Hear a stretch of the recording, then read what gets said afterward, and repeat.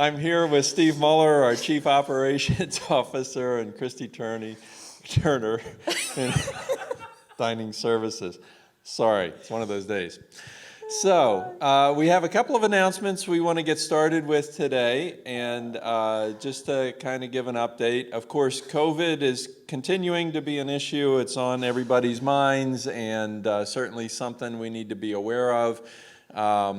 We see, and if you've been reading the paper over the last couple of days, you see an upward trend in Pennsylvania and in Lancaster County related to the number of COVID cases that are present.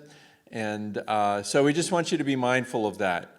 If you're planning on traveling over the Thanksgiving holiday, just be aware that the number of states that you would have to quarantine if you travel to those states and then return, that number of states is increasing. I think we were down to about 9 states at one point not long ago.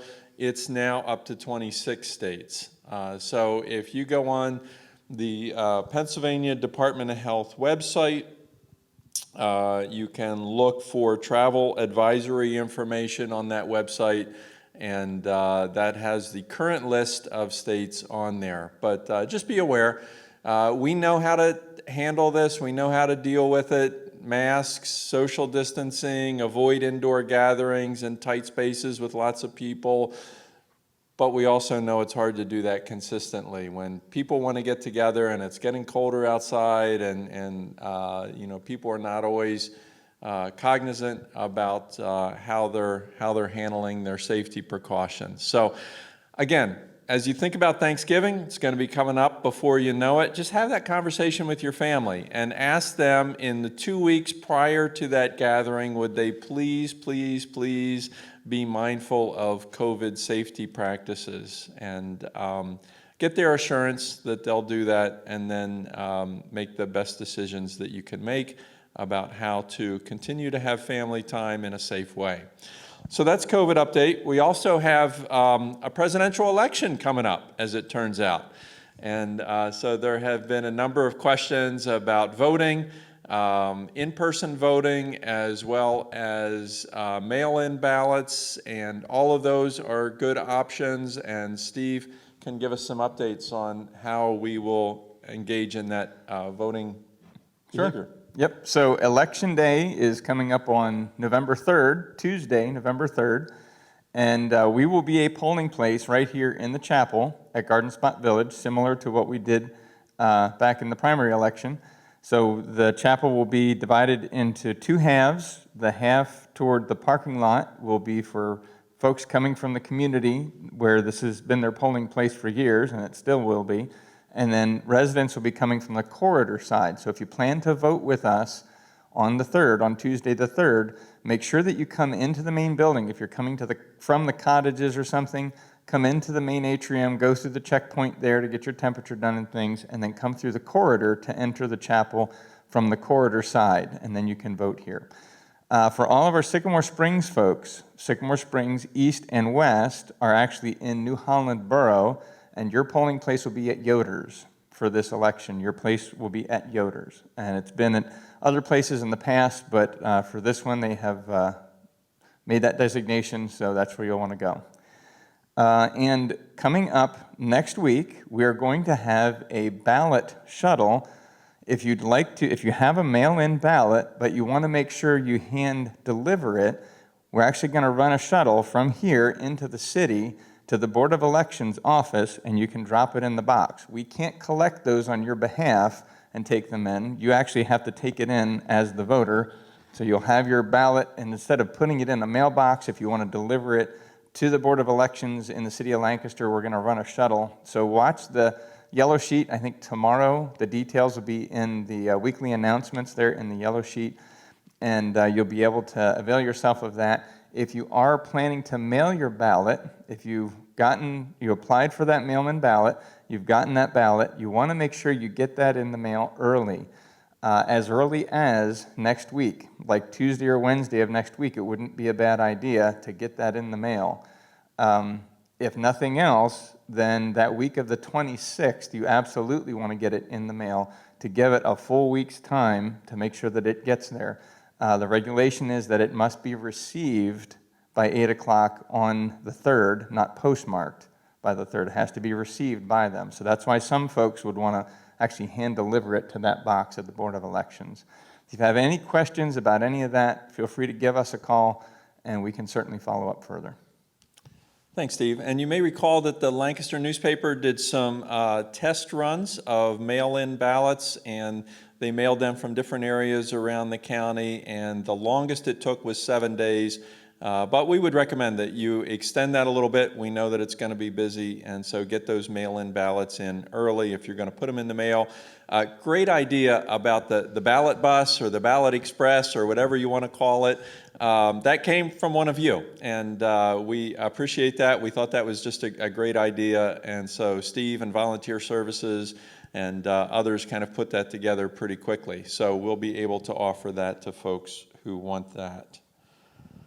I think that's the updates that we have for now, and we'll jump into some questions, and we'll start with voicemail messages that have been called in. The first one is for Christy, and it says that the food for the 2 special meals was wonderful, but my neighbors and we agreed that the pulled pork, the amount was so small for the pulled pork and the sides, we would expect the servings to be at least as large as those that are served in the cafe, and everyone takes the food home. We don't need them, water. We don't need the utensils, so if that adds to the price, we could forego that. But anyway, we were really disappointed in the amount or the quantity, but otherwise the food was delicious. Well, thank you for the compliment that the food was delicious. I think Matthew takes a lot of pride in what he does, as well as the rest of the staff. We did portion the same, believe it or not, as we do in the harvest table, with the pork and the sides, with the same scoops and the vessels that we use. However, we can certainly look into maybe foregoing some of those items that you feel are not necessary. Good, thank you, Christy. The next question starts out with a comment. A big shout out to Allison for the Harvest Week. It was great, and certainly thanks to all of you who participated in it. We had a good time at the apple pie auction on Saturday, and there was just a lot of good energy around that. It wasn't our normal time. It wasn't a normal kind of fall festival day, but considering everything that we've been through, you're absolutely right. Allison and the committee did a fantastic job on that. So thank you for that. And then this person also has a follow-up question. Is there any chance that we could get Martha Connolly coming back with Pilates class? Steve, I know we've been increasing number of classes, and it sounds like this is one that would be welcome. Sure. So that question had come up some number of weeks ago, and we've reached out to Ms. Connolly a number of times and haven't been able to connect with her. So we're looking for other options for a Pilates class, but at this point, it wouldn't be with Martha Connolly. We just haven't been able to make that reconnect and find out if she would even be interested in coming back to campus. But we have attempted and reached out to her a number of times. So we have that on our list, and I will talk with Lauren about that again. You can absolutely feel free, if you know of a different Pilates instructor who might be local and you think might be interested in coming here to campus. We definitely are interested in restarting those very kinds of things, but in this case, we're kind of assuming that with the COVID response and things that Ms. Connolly isn't interested in coming back. But that's on our list, and Pilates is definitely something we'd like to bring back. Okay. So we appreciate all of your call-in questions. We will confess that once it goes through the transcription service, it sometimes gets a little garbled, and the message may not come through quite as clearly as what we had hoped. This next question may be in that same regard, but I'm going to read it, and maybe somebody in the room here will be able to kind of capture the essence of it. And Derek, I think this has to do with the movies that are shown on Fridays. So let me read the question as it's written here. It says, Steve, the only thing I wanted to mention was that the Friday flicks, and well, not funny flicks, but any of them daily flicks that have one sometimes, They come on late and other times of 2 times, and we were waiting to watch the one and never came out at all. We did the whole hour, so we were wondering why that was nice. So Derek, I think that may be a question about the Friday movies being shown and sometimes not working out as well as we might hope. Would you have any insights on that, or should we punt on that one? The only thing that I'm aware of is I think it was last Friday or the Friday before, we had a 7 p.m. movie accidentally scheduled for 7 a.m. So it played, but we had misscheduled it. As far as I know, since the last update to the system, we haven't had any movies that haven't played. Okay. That one was just a misschedule on our part, just clicking the wrong time as we were scheduling it. Great. Okay. Thank you. So we'll stay tuned into that, and if that caller wants to discuss that a little bit further, or if we didn't quite catch the essence of that correctly, feel free to call down to IT and have that conversation with them, and we'll be able to get a better answer for you. The next caller says, I enjoyed very much a Sunday when the New Chapter internet service was introduced to a sermon. I was wondering in the future, what are the possibilities of having her off just more from her and Sunday mornings, remembering that more than half of us here are female. So I think I think this one might have got a little garbled too, and I think you're referring to Karen, the new chaplain, and a request to have her more often to speak in different venues. So we will pass that along to Chet.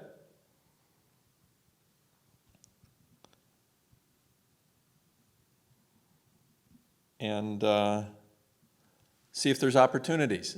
Karen is, if you've not met her yet, you will want to do that. She is just a wonderful person and a great addition to the team, and we're really excited to have her here. So I can certainly appreciate why you would want to hear from her more often. So thank you for that. The next voicemail just simply says Thursday. So, wow, I think we're having transcription troubles today. It does seem to be one of those days, doesn't it? Days. So I'm not sure what Thursday is, although it's certainly an affirmation of the day of the week. So thank you for that. We'll skip on to the next one. It says, good morning. It was real nice to see open up the Penny Saver this week and found the announcement for Fred Newswire being engaged and with the November weddings plant.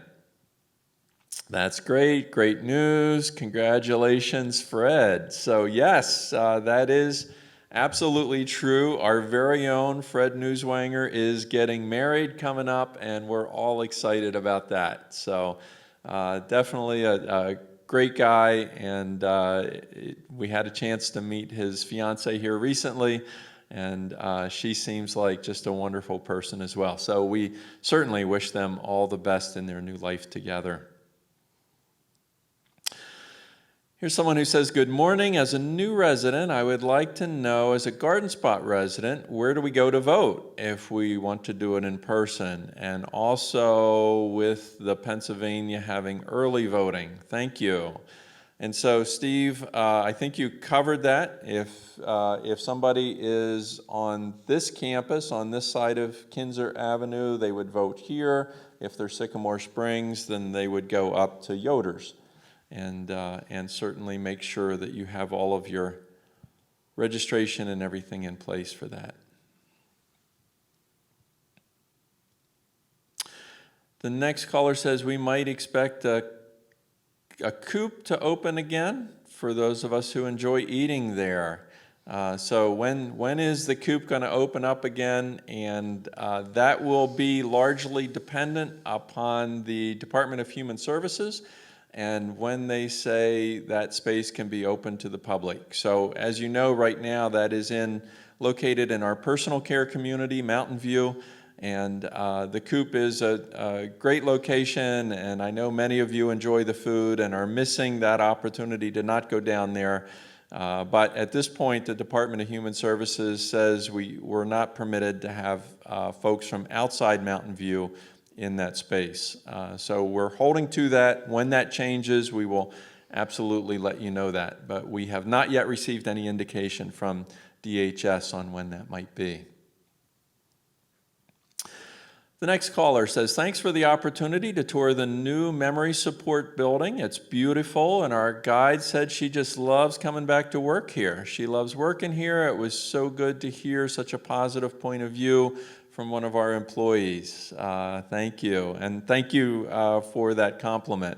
It is a really neat building, and they're doing some really neat stuff over there. So I was over this week and just kind of visiting a little bit, and the residents are in that space and they're getting acclimated to that space, and that's all going actually better than expected, really, really well, and people are just kind of enjoying being there. One lady said that one of the residents said she woke up after being there the first morning or the first night, and she felt like she was living in the nicest resort with all of her friends. And so you can't ask for anything better than that. And they're doing some fun activities and just enjoying, kind of exploring and figuring out how to use that great space. And I think the team members who are working over there are certainly enjoying that very much as well. So it is exciting to hear, especially during this COVID time when everybody just seems to be drugged down a little bit, that positive perspective. So thank you for that. The next caller says, last spring we appreciated the help that Garden Spot offered by knowledgeable social services people to check and discuss with us whether we had the best health care plan for our prescription coverage. Will that service be offered again this fall since there are changes ahead in health care? And we might benefit by changing providers. I was wondering whether that will be available.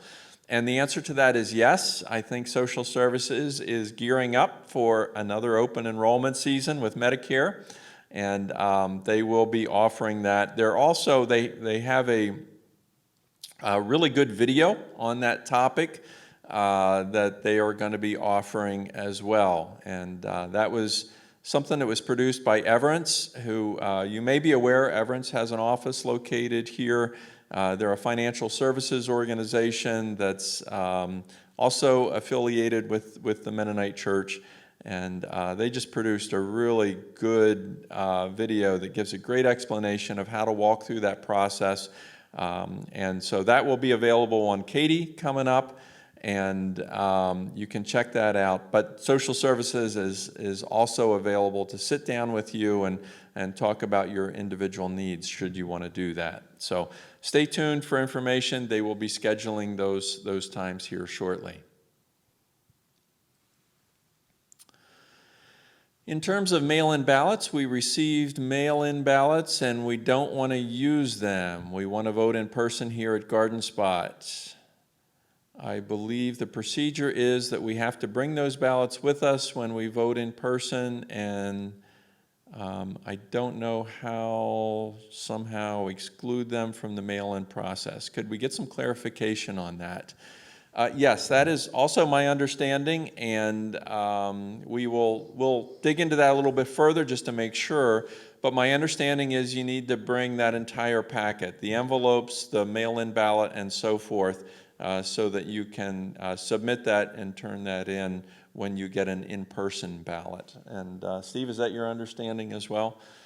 So please plan on doing that. If you're not going to use your mail-in ballot, you want to vote in person, we will create as safe an environment, COVID-free environment as we can here that day. And so if that's your decision, if you decided you don't want to maybe ride on the bus and take your mail-in ballot down, you want to do that here, or don't want to put it in the mail, you'd rather do that here, then bring that along with you to the polling place.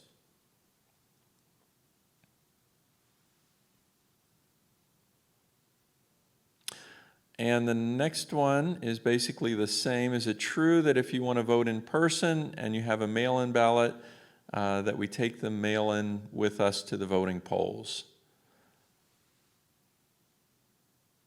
Yes, I believe that's certainly the case. And again, we'll get some more clarification on that, but that's what I've read and what I understand to be true. Bring that whole packet, envelopes, mail-in ballots, all that stuff to the polling place with you that day.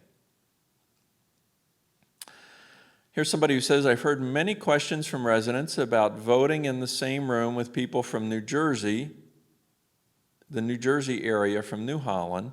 Did Garden Spot have any question about as strict as they were with you on having people from Garden Spot here in the same room? We know that it's off, but wondering if you think that's dangerous. So again, transcription issues there, but I think the question is, will there be outside New Holland people coming in to vote in the same chapel space as our residents will be voting? And yes, we do serve as a polling site for this precinct, and so there will be community members coming in.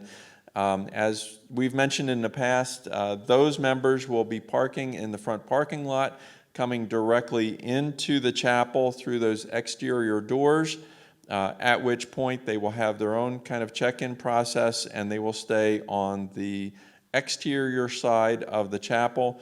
There will be curtains and dividers going down the center, and then on the interior side of the chapel is where residents will come in through the doors from the main hallway. As Steve mentioned earlier, you'll check in, do your voting process here, and then exit back into that space. So the idea is, even though we will have two groups in the same room, there will not be any interaction between those two groups, and we'll be able to keep it very much divided. And at the same time, there will be fans in the windows exhausting all of the air directly out of the room from all of those locations. So we don't expect the air currents to be circulating within the room, and that's the process we're going to use, and we believe that that's about as safe as an environment as we can create and still abide by all of the voting regulations for a polling place as we know it. So yeah, that's a great question, and certainly, you know, the safest way from a physical health perspective is to vote by mail, but we certainly understand that some folks are a little bit anxious about doing that, wanting to make sure that they get their vote in and counted. I will add, if you decide to mail in your vote, there is a tracking process, so you can go on the internet to the voting site, and you'll be able to track your ballot to make sure that it arrives. So I put mine in the mail yesterday, and so I will be able to go on. I'll wait a couple days, but I'll be able to go on that site, and as soon as it gets received and documented that they've received it at the courthouse or at the government building, then they will log that in, and I'll be able to know that that has been received. So plenty of time to do that, and you can certainly take advantage of that if you want to.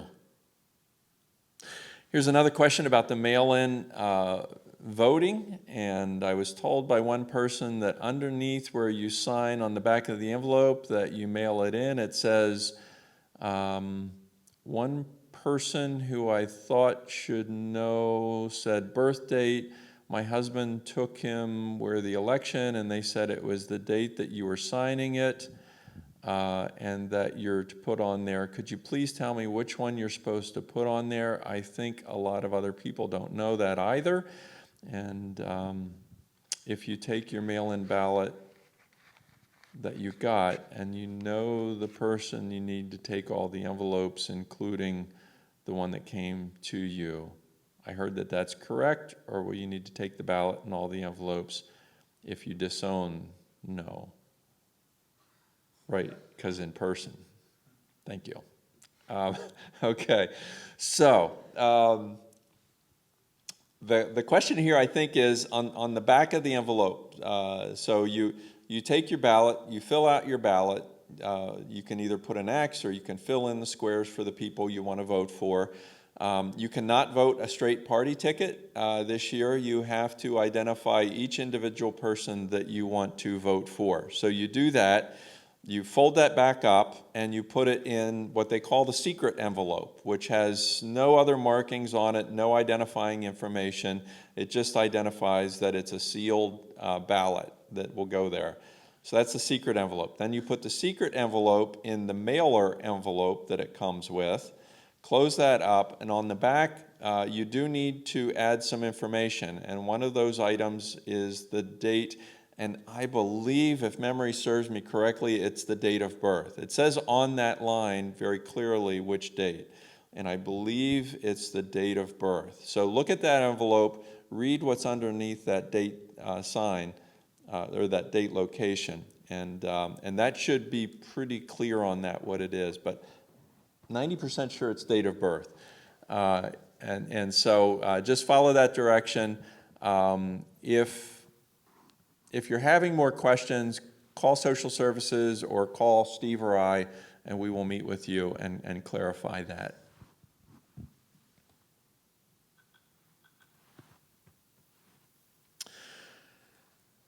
So this person says, good morning. Next week, we're going to have a town meeting start up again. It would be nice to have some of the people that we have not met yet, like Janine Perry, the infection preventionist, would be nice to meet, and also the person that's going to take Megan Bennett's place. It would be nice to meet them. We've not met them yet, so thank goodness we're getting back to town meeting. Yes, thank you. We are having town meeting Monday afternoon, 2 o'clock. If you have moved in the last 6 months, that'll be new to you, but if you've been here, living here for a while longer, you'll know that on the third Monday of every month, we typically do a town meeting at 2 o'clock, and that's our time, as opposed to coffee and conversation where we have no agenda, we just field questions. That's a time to make announcements, to have upcoming events highlighted, to make you aware of things that we think it's important to let you know about. So we have a great agenda lined up for this Tuesday. We've got a couple people, Zoe Haran, Dr. Haran, who's the audiologist, is going to be here to give a quick update on those services and how they're functioning during COVID. We've got, as was mentioned here, a number of the new faces. I believe Janine had been introduced before COVID, but and I know she was involved in some of these early coffee and conversation or early items. But we could certainly, at some point, we could look to have Janine come back and just do another introduction. She's just a great asset to our team. But a number of the new people who have joined the team in the last number of months will be here and will be introduced. So look forward to getting to know them a little bit, and look forward to a full agenda with lots of great information on things that are coming up in the future. It will be virtual. Thank you, Dale. It will be virtual, and we'll be televising that in the same way we do this. So Monday afternoon at 2 o'clock. Are we going to open up coffee and conversation to live people again instead of just calling in so that we can get people back into the chapel? It would be nice to have coffee and conversation start up again. That is something we will have some discussion about as we look forward to a new month coming up next month in November. There is an opportunity now to have some people back together, but we want to do that safely, and we want to do that in a way that that people can continue to engage through the television. So we've had a number of people who have said that they actually enjoy this format because they can hear better, and the questions kind of come through nicely. They said that sometimes when we're here in person, they can't hear the question as well, and so we would have to have somebody running a microphone and those kind of things. But we'll see if we can create some kind of a hybrid system to start easing our way back into coffee and conversation as we once knew it. Here's someone saying, can we get a copy of the ballot posted to Katie? Great question, and I don't know. We'll have to check with the local judge of elections and see if that's possible. I'm not sure whether that's something that's permitted, but we'll certainly check on that. Thank you.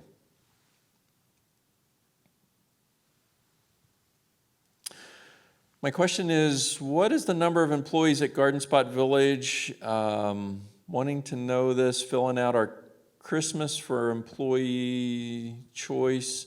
What's the total number of employees at Garden Spot Village? So we have between Garden Spot and Maple Farm about 540 employees, 530 employees. And then, Dale, how many would we subtract off from Maple Farm? There's 130? So we'd be around 400 here? Okay, 400 to 430, Dale. I don't have exact numbers because everything's been changing here of late. Yeah, so somewhere in that 400, a little over 400 range would be the number of employees here at Garden Spot. And thank you for those of you who have already contributed, for those of you who are considering contributing to the employee gift fund at the end of the year. As you know, we have a really firm policy that we don't allow gifts and gratuities on an individual basis to employees because frankly, we have a lot of employees who work behind the scenes who you may not interact with as much, but they're working just as hard to serve you well. And so this is the one opportunity. It's a fund that's run by the resident councils. They collect the money, they distribute the checks, and our staff in the business office will help them kind of work through that whole process. But the way that money is distributed, the total funds that come in are divided by the number of employees' hours, and then each employee gets a gift based on the number of hours that they worked in the past year. So part-time people get less than full-time people, and full-time people who worked overtime and helped us get through some tough spots get more than full-time people who do not work extra time. So it's kind of a nice way to just offer thanks to those employees here who have worked so hard to serve you well, especially through this year of COVID. So our thanks to all of you who are contributing to that. We have heard in years past how important that is. We have a lot of employees, quite frankly, that work paycheck to paycheck. Some of the jobs that are most important here at Garden Spot don't pay the most. And so those folks really look forward to and receive your gift with great appreciation because it helps them through the Christmas season. So here's somebody who called in and said, I really enjoy your meals, Christy. However, I was wondering if we need to put the cold water bottle in with the hot food.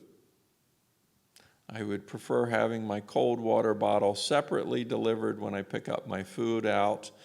I'm not the only one that I miss one other person. I thought the chicken barbecue was a little too salty. I really enjoyed the song corn. And I'm complaining, but I really want to thank you for all the work.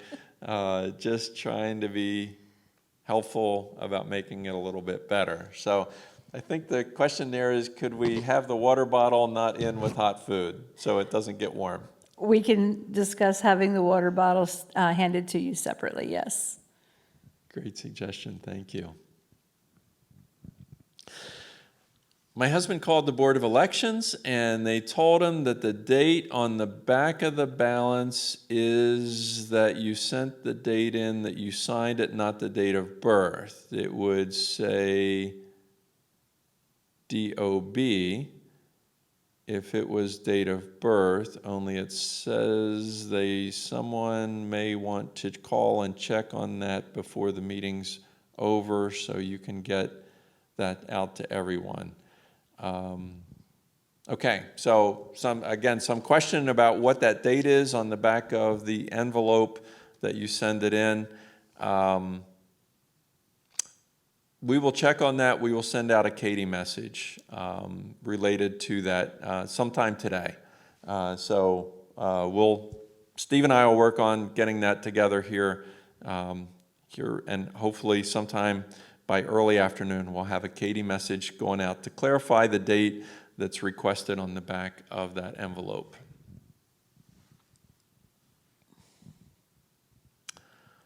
And let me just see, there's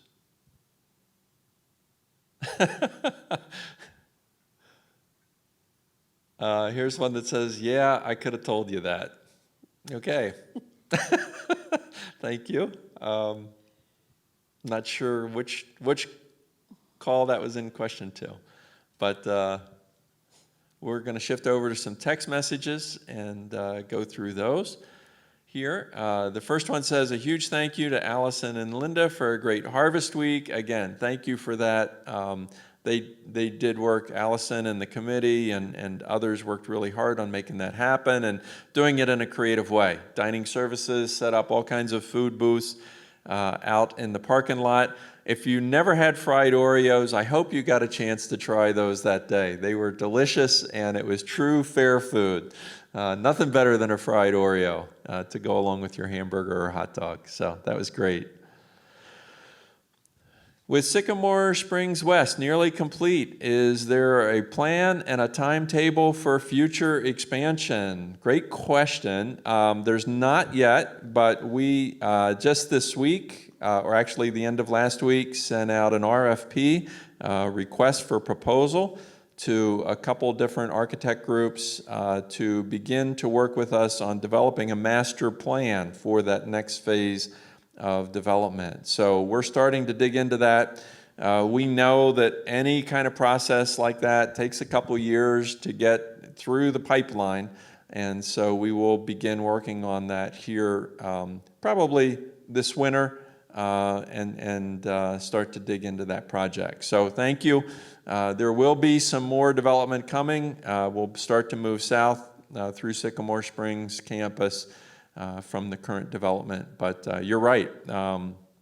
The west section is just about complete. Homes are selling well. There's a few left, and so if you know of a friend that's interested, this would be a good time to go ahead and get in. It will likely be a couple years before we have additional homes available on the campus.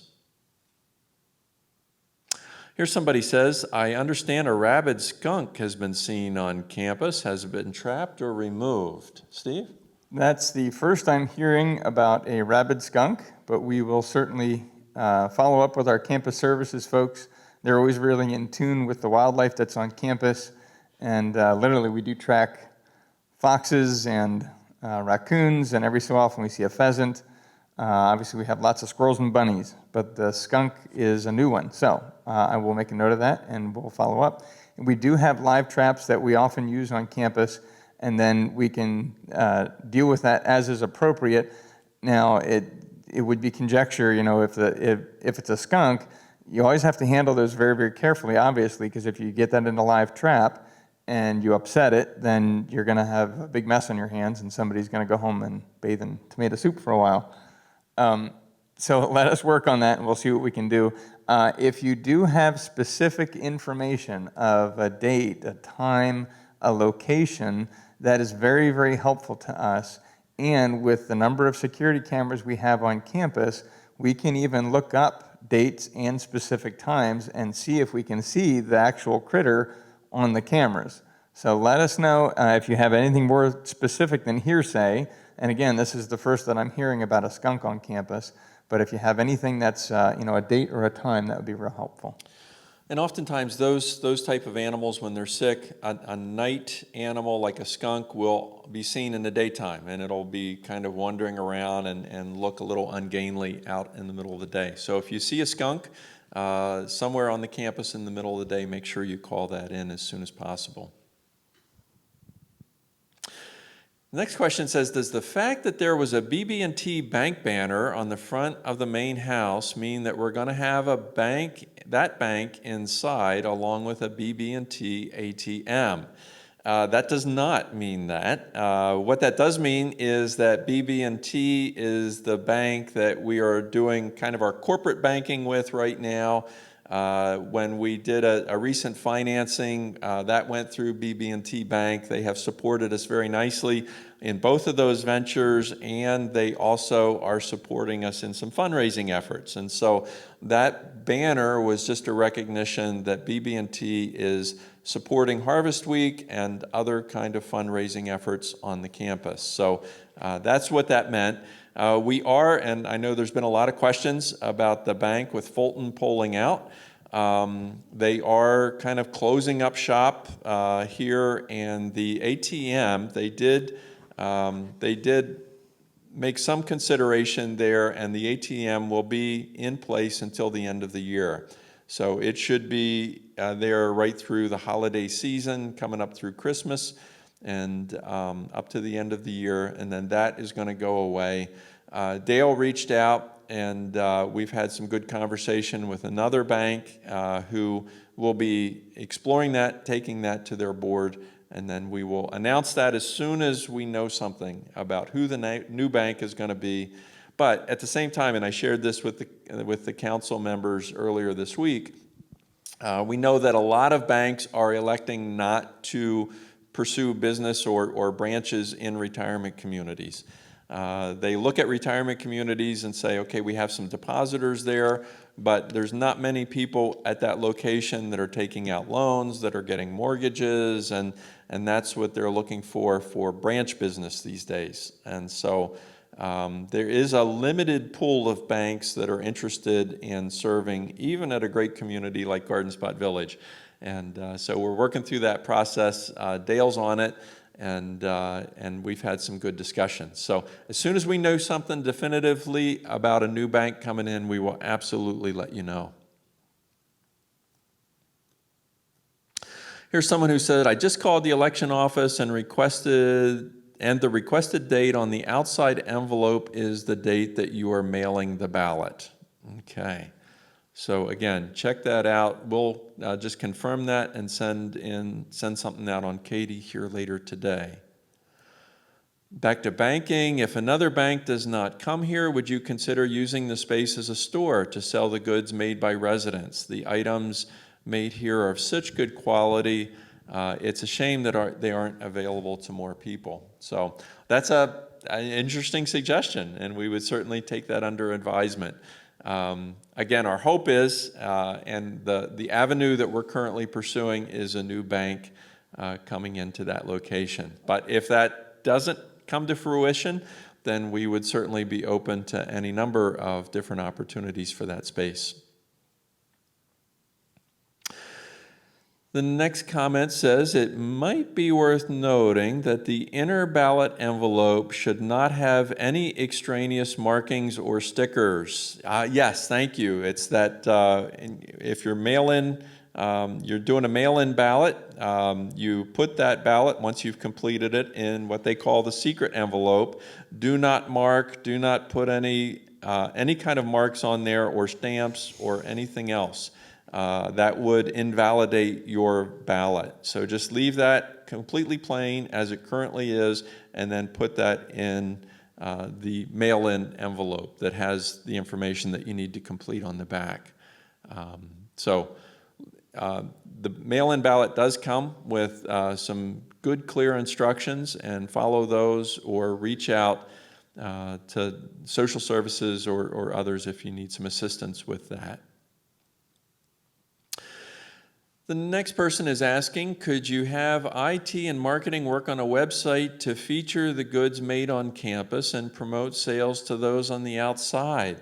That's a great suggestion. We've had some conversation about how we might be able to promote some of those handmade items and what we might be able to do. There's a lot of good sites out there. Etsy is one, and there are certainly others that promote those kind of craft items and handmade items. And so I will take that suggestion back, and we'll see if maybe we can come up with an Etsy store or some other way to sell those. Of course, then you get into shipping and packing and all kinds of other issues and challenges that come up, but it could be something that's worthwhile. So thank you for that.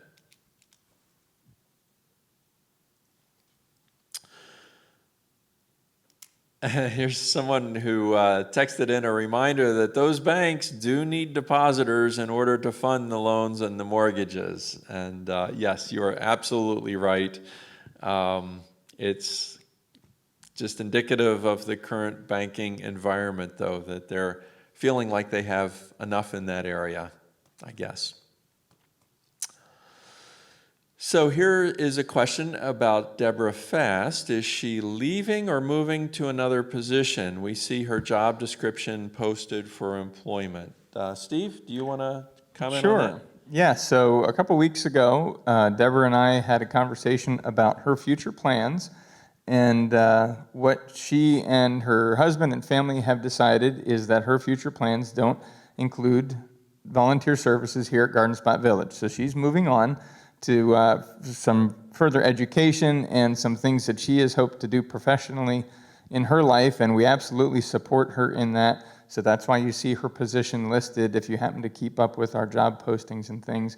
We already have over a half a dozen folks that have applied for that role, so we're in that interviewing process, and we'll get that rolling here literally this week and next, and trust that we'll find a great candidate and things, but Deborah absolutely leaves on good terms, and there's a good possibility we'll still see her around on campus. She has a heart for what we do here, and she brings great talent to what she's done, and also to some of the decorating and the interior decorating stuff she's done with us in the past, and there's a chance that we'll be able to continue that in the future. Yeah, and I think it's fair to say that in her time here, she has developed a passion for kind of out of the work that she has done, she's developed a passion for design, and she is going to pursue further education in that area. So she is going off on good terms and is going off to do something that is her calling for this next season of life, and has fortunately the full support of her family in doing that. So we will wish her all the best. We will absolutely stay in touch with her and make use of her skills and talents going forward. Okay, here's another question about AM or PM.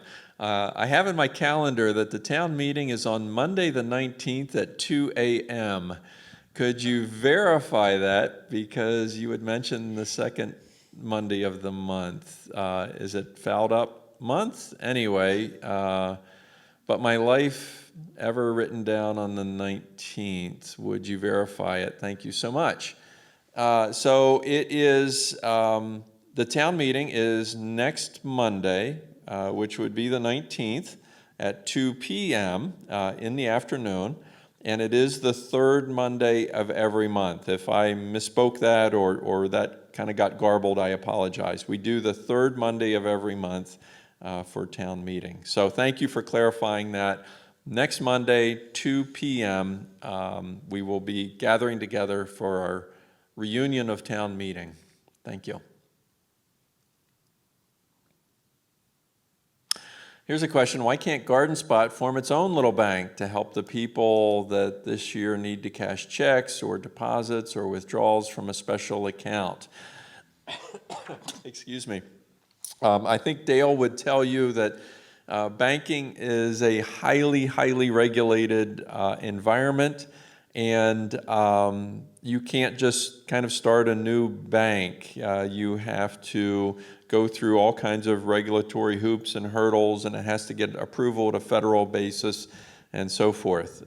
In fact, you may remember our former state representative, Gordon Denlinger, had made an effort to create a bank, and he had lots of support for that and lots of efforts, and they were not able to make it through those hurdles. So if that effort wasn't successful with all of the support and all the backing they had, I suspect that we would not be successful in getting a bank through for Garden Spot. So great question, but it's just one of those challenges that's not core to our business and would not be prudent for us to spend a lot of time and energy on.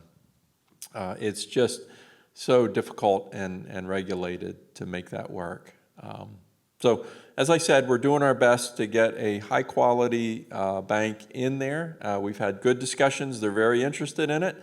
They're interested in all of you. And frankly, if that happens, we would hope that our residents would support them by using that bank in full.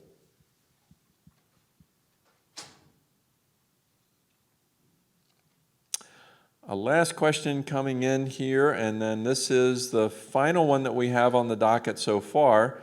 It says, please include videos of town meeting on Katy for those who cannot watch live on channel 956.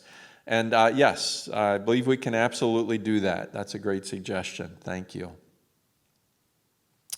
And that appears to have wrapped up all of the questions that we have coming in for Coffee and Conversation today. We thank you for your time, the last 52, 53 minutes that you have spent with us. We appreciate it. We got some good information. We got a little bit of homework on these mail-in ballots. We will confirm some of that, and we'll get that back out to you through the Katy here yet today. So thank you for your time. Thank you for your involvement, and we know that this makes Garden Spot a better community. So we just appreciate this hour that we can spend together. Again, next Monday, the third Monday of the month at 2:00 p.m. In the afternoon, please join us again for town meeting. It's going to be a good time, lots of good information coming, things that we don't typically get to in Coffee and Conversation. So we look forward to that. Look forward to spending that hour with you again next week. So thank you and have a great day.